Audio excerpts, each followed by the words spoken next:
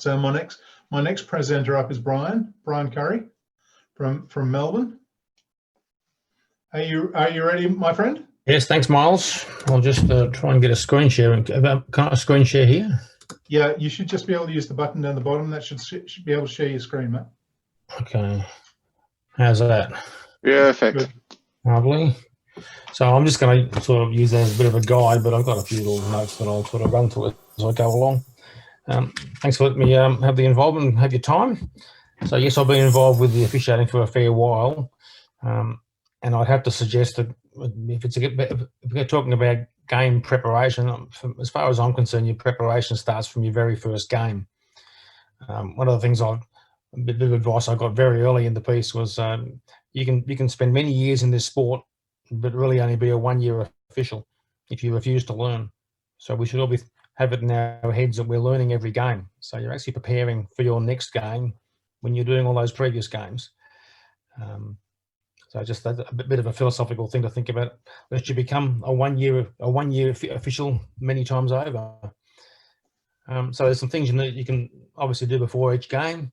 In the days before, you're obviously preparing your gear for the game day. Make sure you got everything and that you arrive relatively promptly. There's a number of things you're going to have to do. And the last thing you want to do is that you as the referee are rolling up late. I always find it a challenge when rolling up. We've got many people that do it as weekend warriors, and it's a bit of fun for them. And if you're not careful and you don't lead your group, Miles spoke about leadership, every group's got their social butterflies, and if you're not careful, if you allow the social butterflies to continue, it'll go right the way through to the kickoff and you're not ready. So what I'm about to impart is basically getting the crew ready so their heads are in the game at that first moment when calm and serenity is replaced by out of control mayhem. And if you haven't got your head in the space, and certainly haven't got the whole crew's head in the space, suddenly the game is half a dozen plays in before you've even switched on. And that's the last thing you want to do. So one of the things that I try to concentrate on as the season progresses, and certainly as you start getting tired as the game go along, is being able to switch on and get your crew switched on at kickoff. So there's a number of things that Miles spoke about in terms of preparation, just in general. Obviously, look the part. If you look like crap, that's not a good look for the coaches to be looking at you. If you can't look clean and tidy as an official, that sort of reflects on what they think of your ability before you even start. There's an expectation in our game that you are perfect on day one and get better every day thereafter, and that's what they're expecting. It's not the reality, but you just do the best you can. Miles spoke about behaving like a leader, and that's certainly something you have to do. And that's not about being a dictator and yelling and screaming at people. It's about being the leader rather than the boss. And so you need to work with your people, have that degree of maturity to mould them into the group you need to be to manage this contest. You need to treat the job on the field as a place of business. It's not a place of socialising. So flippant conversations with one particular team or another never look good.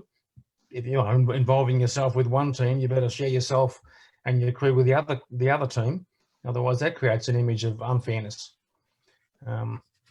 Smiling and joking with one particular coach and not the other doesn't look good at the one that's left out. We obviously need to keep our cool as the game progresses. That's dealing with our peers and our coaches and players. You can't afford to get emotionally involved, so that needs to take paramount control. You need to keep the game moving. If you're going to controlling a contest, if a game hasn't got any pace to it, the players will do other things. And if you can keep the game moving, it'll keep their focus on the game at hand. So at the back of your mind, as you're running your games, you need to keep them moving. I tend to work in a space that whenever I stop a game clock for any reason, you'll find I'm in a hurry to get it going again. I do not want this game stalling when I'm moving the chains, when I'm managing a penalty, when there's any other kind of stoppage. As soon as we can, we want to get this sucker moving again and get those players concentrating on what they're there for, playing the game. So that was that. Now moving to the slides, there was a couple of good slides here about the pre-game. So that's a pretty good one to sort of cover it. There's plenty of lists around. If you go to the MOFO, the manual officiating, there's a lovely list there. But I'd probably urge you to just use the list as a bit of a guide. One of the things you can't afford to do when you're doing a pre-game is to fall into a bit of a rut and a routine. And I've done this, where I've basically had a list of the way a game progresses, and I'll step through the progression of a game with my crew. And I've done it again and again and again. It becomes a bit boring. So you've really got to vary your delivery a little bit. And more importantly, you need to involve your crew. It's not just about you, it's about bringing the crew together. So they've all got their tasks and roles. So you can introduce as you talk about various things. If you want to talk about the chains, then bring in the down judge, have a chat about that. If you're talking about managing the clock, hey, line judge, what are we looking at? What signals? What do you need to see? And all those kinds of elements can be brought into the pre-game to involve your crew. You need to vary your content, otherwise it becomes boring and a ritual. And you need to share the responsibilities in relation to the topics. So some of the things you cover, I think it's captured on there, isn't it? Obviously going to cover the positions. We don't want confusion about who's doing what. Some of the things about the duties. If you don't talk about these things, you'll be halfway through the first couple of plays before you realise who's timing the game. So there's a couple of things you need to cover. Are we going with the mechanics in terms of timing? Has the relevant official got a clock? I've been to plenty of games where the designated official hasn't got a watch. Well, you better sort that out before we hit the field. Otherwise, we haven't got a watch to time the game. And they're just some of the things to think about. There's an expectation that if you're the line judge, you better bring a watch along. And if you're not, we're going to have to give you one. And then moving on, there's other things like kickoff positions. So these are just some of the key elements to think about. The mechanics of the signals before a kick. What do you want to see as a referee before you whistle the first kick ready to be made? Whether you want to have all the individual officials have their hand in the air, there's mechanics to do it, but you may want to fine tune it for your own, whatever works for you. But whatever you agree on, we need to all be on the same page. And then there's the issues about special plays. And if you can't forget there's an onside kick, are we going to give it some sort of a special signal about an onside kick? What are the sort of things we're thinking of? If it's early in the season, it might be worth going through some of the pointers and the possibilities of scenarios of a kick. If the kick doesn't go 10 yards, what are we thinking? If it goes 10 yards and they touch it, what are we thinking? If it goes into the end zone untouched, some of the officials on your crew mightn't be fully up with it. And just to make them think about these things, it may be worthwhile talking about. And not necessarily talking about them on every pre-game for every game you do. It's a matter of sharing it around. Some of these things can be based on some things that went well or went poorly in previous games. You may have had a number of inadvertent whistles the previous week. You may have had a strange penalty, a strange occurrence. A player loses the helmet and continues to officiate. Now, there's something that you don't normally see, and there's a way of handling that. Players losing helmets, injuries and timeouts, zap 10s. There's a whole range. There's no end of things you can discuss, and you may be driven by what has happened in previous weeks. So that's just something to think about as opposed to sticking to a fixed list. There's expectations. As you as a referee have expectations on your crew when there's a penalty. So it's worthwhile discussing that. If you've got a flag, I want you to go through the thought process before you come to me. One of the things that I do is I don't want a story. So you need to impart that to your people. Don't come to me with a story about what you've seen. I want to know what the foul is. Because after half a dozen words, when you say it's a hold by the offense, I'm turning around giving a preliminary and it's done. Because the preliminary is pretty important. A penalty in a game marks a stoppage. It's a pregnant pause, and the coaches are going to want to know what the heck's going on. So the sooner you can get a preliminary out to indicate what you're at least talking about, the better. So it really holds the game up more than you realise. If you have the opportunity and the luxury of seeing your games on video, you'll see what stoppages look like, and you'll think, heaven forbid, what were we doing? If you have starting to get into a bit of a mother's club about a penalty, particularly a straightforward one, it's not where you want to be. So it's a good thing to talk about in your pre-game. There's rare and unusual game situations. The onside kick I spoke about, but you might have had a fourth down fumble the previous week where someone didn't blow a whistle. You might have had a close call out of bounds, a close first down where we mucked up the measurement. So I'm sure you all experience these sorts of things. So file them away and the next week or the next half, maybe you may be going to have a discussion at the half time about what happened previously and how you want to pick up and do it better. You can speak about how you want your crew to manage their game cards. I know when I was in an international game, the referee, and I was very fortunate to work with Bill Lamonier. He was very big on the fact that at the end of this game, I want to see your cards. And it put the fear of God into us because we figured we better start doing this right, because he wanted to make sure we all had the same score and we all had the same timeouts recorded. And these are relatively small items, but they're pretty important in the flow of a game. If you're all on the same page in terms of recording the scores, recording the timeouts, then when a coach asks an official, how many timeouts have we got? Then you can avoid that official looking silly by having to ask the referee how many timeouts because he hasn't written it on his card or their card. If we're all getting it together, then we should be recording it at the same time. So one of the things I push in my games is after a score, we're all writing the score down and we confer to make sure we're on the same page. Heaven forbid you get to the end of the game and you can't agree on the score. That's pretty embarrassing. So that's something worth considering. Is that if you've all got game cards, you've all got pens and spare pens if need be, because you want to record this stuff. And there's some pretty important stuff that needs to be recorded. One of the ones that comes to mind is an unsportsmanlike conduct foul. We know that two unsportsmanlike conducts is an ejection. Pretty embarrassing if you've got an unsportsmanlike conduct on two players and they happen to be actually the same player. So if we're all on the same page, we're all managing that together as a group. So that's something to think about.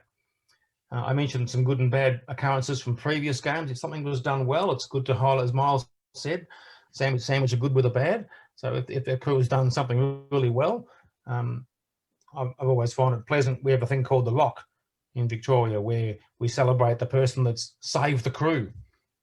So it might be a case of something's happened at a game, we're about to enforce a penalty wrong, and someone steps in and says, it's actually inside 2 minutes and it's done this way, and saves the crew. So give that person a pat on the back and explain that to the rest of your crew that that's important. You know, we're only as good as each other, and we're there to support each other. So if you can promote that in your pre-game, fantastic. Other things you need to think about is team tendencies. As a season progresses, I'm sure you've all experienced this. Some teams have a certain behaviour trait, and other ones, some are good and some are bad. Some games, you know, this is going to be a tough game. We've got two teams that are chippy. There's no love loss, so you may want to discuss during the pre-game how you're going to handle these situations. Are we going to call this tight? Are we going to give them a bit of latitude? Are we going to start this way and adjust it? Those sorts of things need to be considered. There's a whole range of things that need to be done as you enter the field. You might want to talk about that. So as you leave your locker room and head out to the field, we've all got jobs to do. So you may want to reiterate that with your crew. So you're not just out there like Brown's cows. It's a structured arrangement. There's a whole range of items on that spreadsheet. Considerations of the kickoff time. Well, are we going to have an extra period? Is it worth thinking about discussing overtime? It might be important, certainly, as you approach finals. Is weather going to be an issue? Heaven forbid, thunderstorms are forecast today. Might it be worth talking about the lightning procedures? Just some common sense about some things that are slightly outside the sphere of the game, but we're responsible for player safety. The moment you put that white hat on, it's all about yourself, the safety of your crew, and the safety of the players. So if you become aware of something that's not quite right in terms of the field, that's in your court. Now, I mentioned arriving punctually. There's a whole range of things to do, and the last thing you want to be doing, certainly as a ref, is to be arriving late. There's nothing more frustrating than when members of your crew roll up late and are unprepared, and it affects the whole crew because you can't have a pre-game.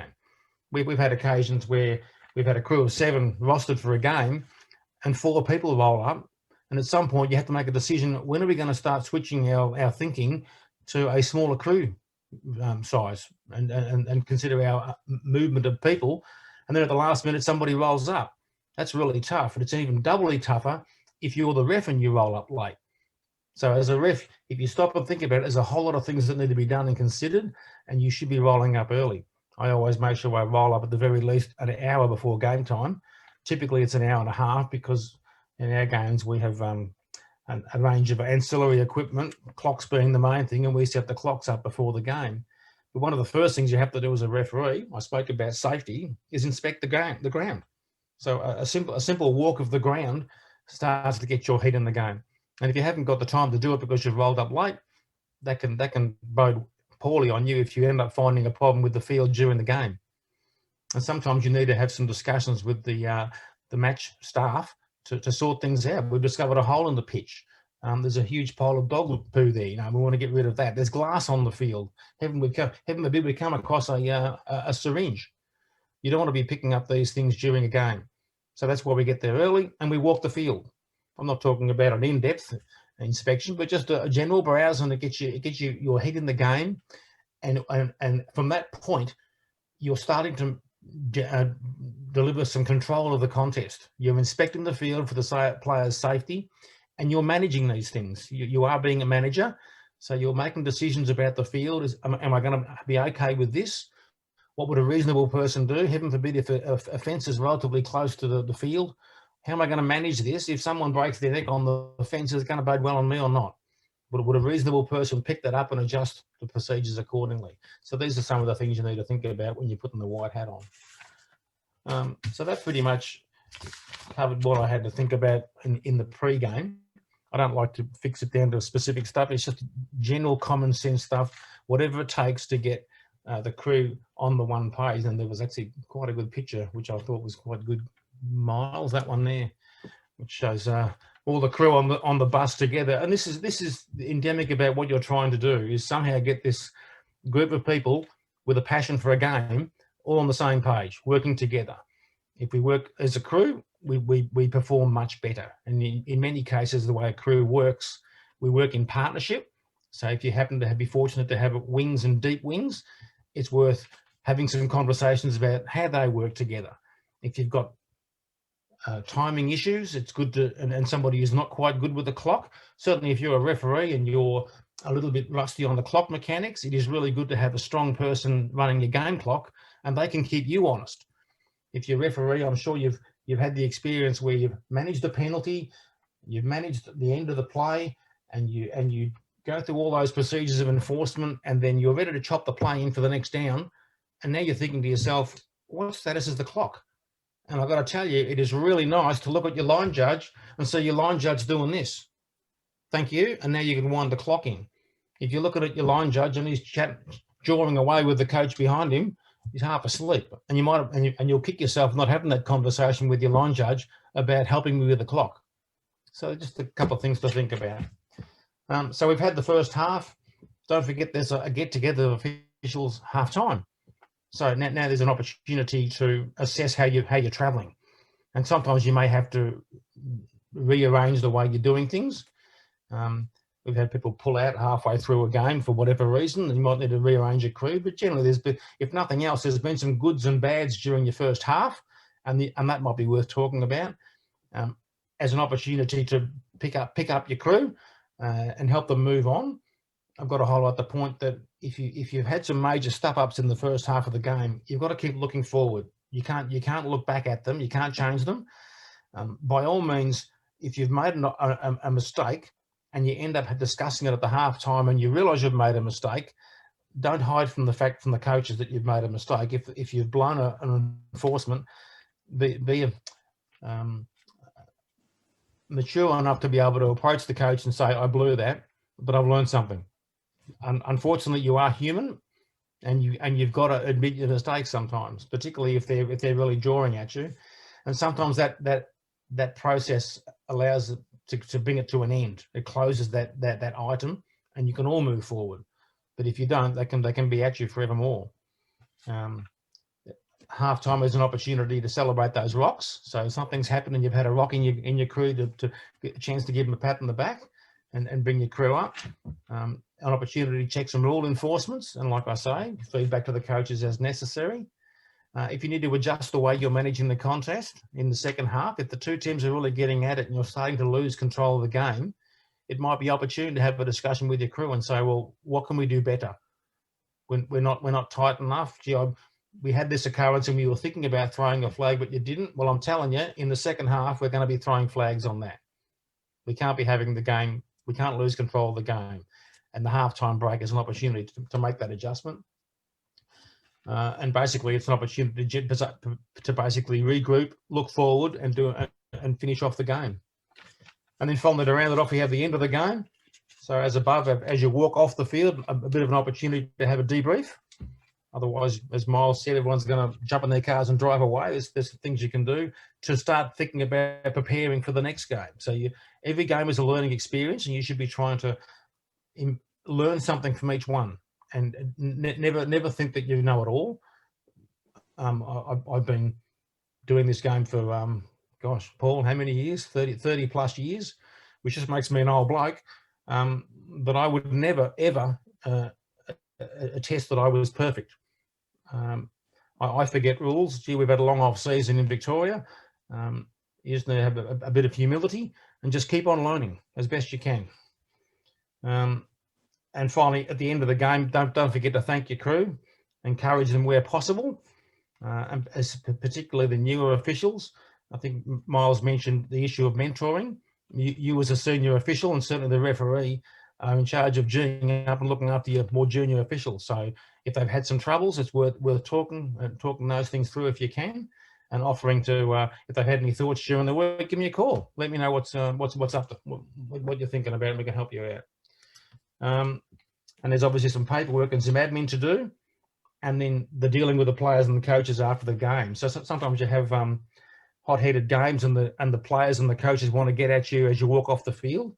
That's a no-brainer. If anyone's confronting you at the end of a game, you basically put them off and say, "We've got things to do. Calm down, and I'll speak to you maybe in about 20 minutes time." And that allows the tempers to cool a little bit, and allows you to do what you need to do and have those discussions in your crew, and then consider talking to the players afterwards in a respectful manner. And if you've made any mistakes, then I would urge you to think about admitting it. Okay. I think I don't know whether I went 20 minutes, Miles, but that's pretty much all I've got. You're muted, Miles. That's become the new mantra of 2020. You're muted. Thanks, Bryan. So what questions do you have for Bryan?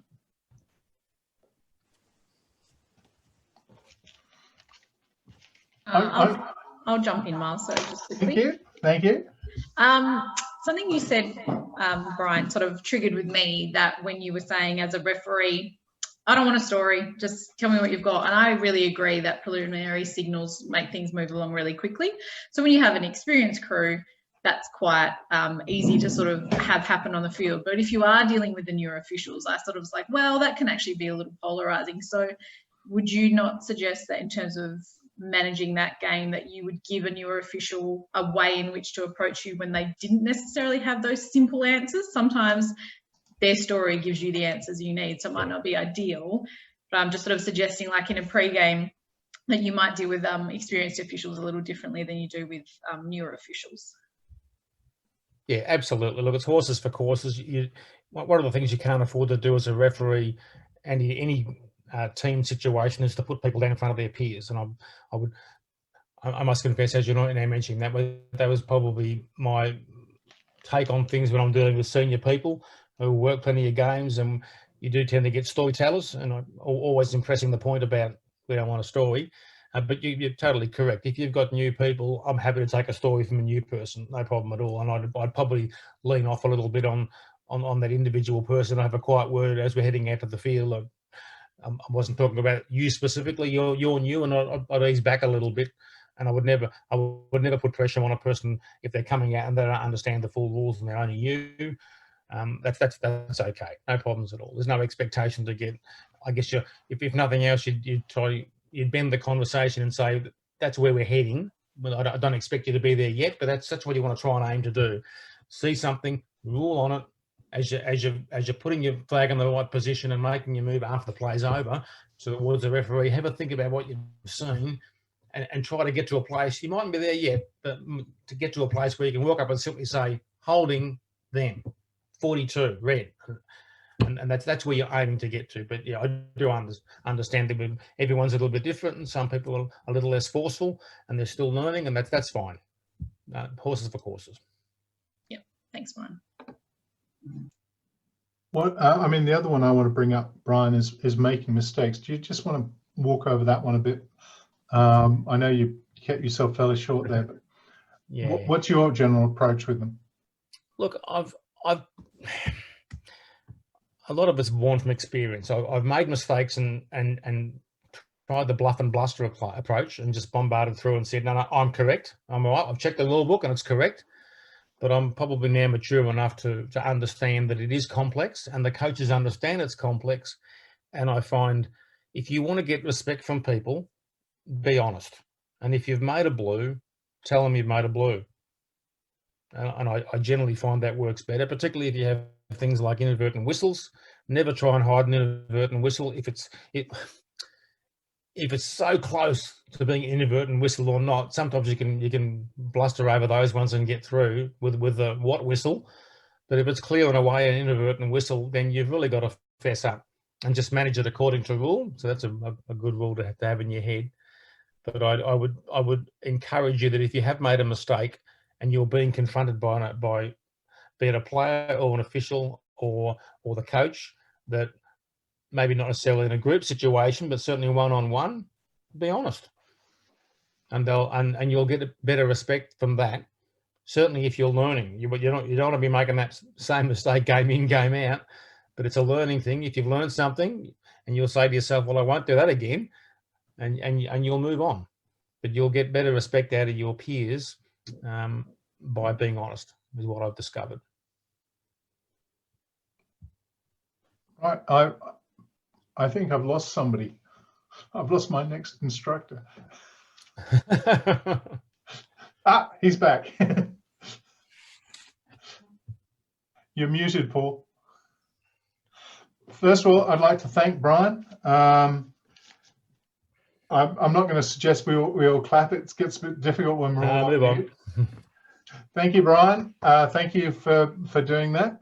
Give you a it's a bit hard coming in here cold when we've none of this done this before, but that was good. That walked us through what it is about getting ready for the game. I mean, there's an old saying, prior preparation and planning prevents piss poor performance.